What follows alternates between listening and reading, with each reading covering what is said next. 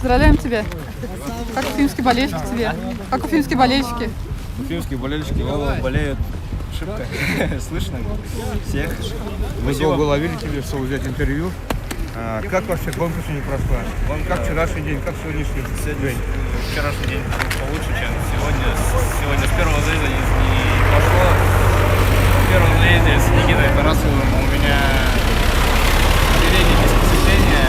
Пытался его догнать, ничего не получалось. Мотоцикл потом не услышал.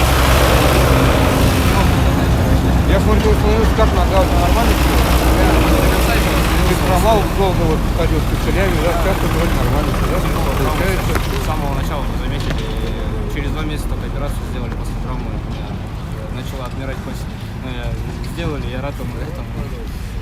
Вообще, как лед наш, как стадион наш уфимский, нормально все, да?